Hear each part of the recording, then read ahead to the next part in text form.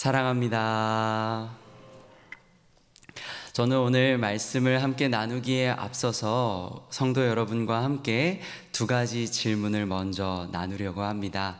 마음으로 답하시면 되겠습니다.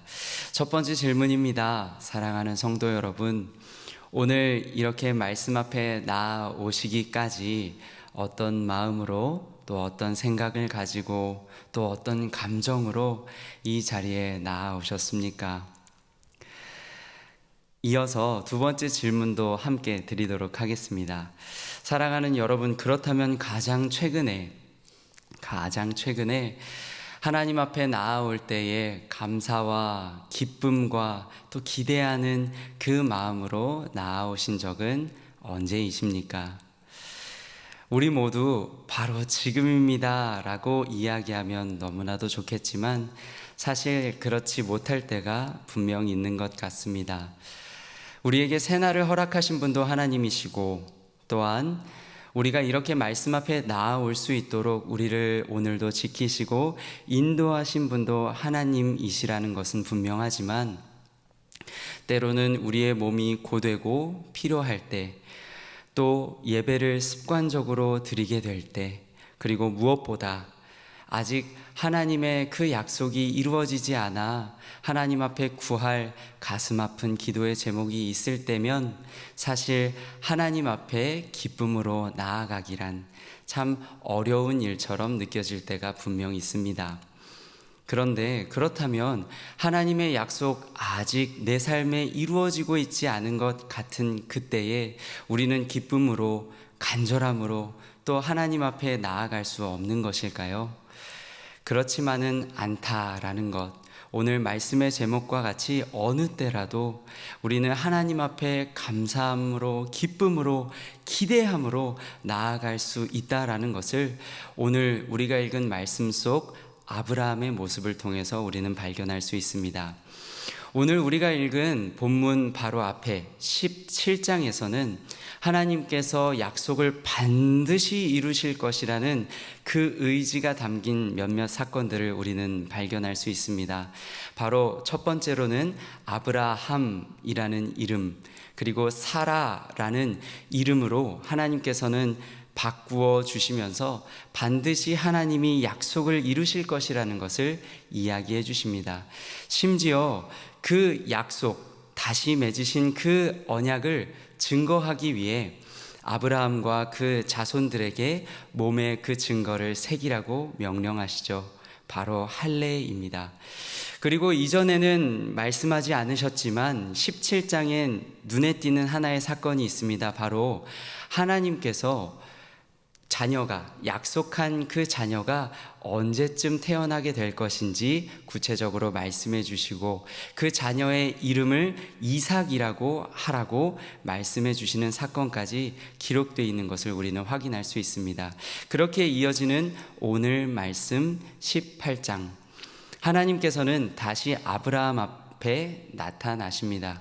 그런데 흥미로운 것은 우리가 앞서 살펴봤던 17장에도 그리고 오늘 우리가 읽은 그 18장 안에도 동일하게 내년 이 시기쯤에, 내년 이맘때쯤에 너에게 자식이 있을 것이다, 너에게 아들이 있을 것이다 라고 말씀하고 계신 것을 미루어 보아서 우리는 한 가지 분명한 것을 알 수 있습니다.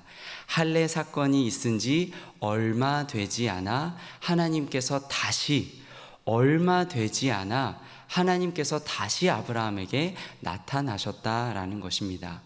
그렇다면 이전과는 좀 다르게 이렇게 짧은 기간 동안 하나님께서 다시 아브라함에게 나타나신 이유는 무엇일까요? 그것에 대해서 구체적으로 성경이 그 이유를 설명하고 있지는 않지만 우리는 충분히 생각해 볼 수 있는 힌트를 발견할 수 있습니다. 그것은 바로 18장에 나타난 사라의 모습인데요.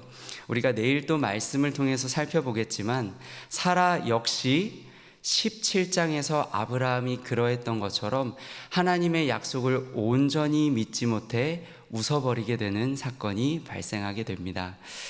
이 사건을 우리가 생각해 볼 때 우리는 종합적으로 이렇게 생각해 볼 수 있을 것 같습니다. 하나님께서 이렇게 짧은 기간 안에 아브라함에게 찾아오신 이유는 아무래도 하나님의 약속 곧 이루실 텐데 그 가정 안에 이 약속을 향한 온전한 믿음이 있기를 원하시는 마음으로, 그 간절한 마음으로 이 짧은 기간 안에 아브라함에게 다시 나타나신 것이구나 우리는 생각할 수 있지 않을까 합니다. 그러니 이러한 상황을 우리가 기억하며 다시 오늘 본문의 시작 부분으로 돌아오게 되면 우린 이렇게 본문을 시작할 수 있을 것 같습니다. 아브라함은 아직 이때까지만 해도 아브라함과 또 그의 아내 사라는 하나님의 약속에 대해서 온전히 믿음으로 반응할 수 없었던 때구나 하고 말입니다. 그런 때에 99세 된 아브라함이 아주 뜨거운 어느 날 장막 문 앞에 앉아 있는 것이죠. 그렇게 되면 어떻게 될까요? 아무래도 몸도 마음도 참 많이 지치지 않을까 합니다. 그런데 놀랍기도 하고 또 한편으로 저는 참 부러웠던 것이 그 다음에 이어지는 아브라함의 모습이었습니다. 그렇게 장막 문 앞에 앉아있던 99세 된 아브라함, 하나님께서 그런 아브라함에게 찾아와 주시는데요, 하나님으로 표현되는 그 세 사람이 눈 앞에 보이게 되자 아브라함은 그 앉아있던 자리에서 벌떡 일어나 그들에게로 달려갑니다. 뜨거운 그날에 99세 된 아브라함이 그들에게로 달려가 그들을 영접하는데요, 뜨거워진 그날 뜨겁게 달아오른 그 땅의 몸을 구부리며 그들을 영접합니다. 여기서 끝나는 것이 아닙니다. 더 나아가서 아브라함은 그들에게 떠나 지나가지 말 것을 간절히 요청하며 그의 아내 사라에게로 향하는데요, 사라에게 급히 떡을 만들어 줄 것을 요청합니다. 그리고 더 나아가서 이번에는 가축대가 있는 곳으로 달려갑니다. 99살 된 아브라함이 가축대가 있는 곳으로 달려가서 그곳에서 가장 좋은 송아지를 골라 하인에게 넘겨주고 하인은 그 송아지를 급히 요리해서 대접했다라고 오늘 본문은 마무리가 되고 있습니다. 사랑하는 성도 여러분, 어떻게 99살 된 아브라함이 이와 같이 신속하고도 간절하게 하나님을 영접하고 맞이할 수 있었을까요? 그것은 아브라함에게는 분명한 믿음이 있었던 것 같습니다. 신실하신 하나님께서는 그 약속을 기다리는 그 백성에게 반드시 그 믿음이 약해지지 않을 수 있도록 붙드신다는 것, 그 믿음을 붙드시고 인도해 가신다는 것에 대한 굳은 믿음이 있었던 것으로 보여집니다. 말씀을 정리하고자 합니다. 사랑하는 성도 여러분, 분명 오늘 하루도 하나님의 약속이 또 하나님의 계획이 우리의 삶 가운데 이루어지지 않는 것처럼 보이는 그 순간순간들이 우리에게 있을 수도 있겠습니다.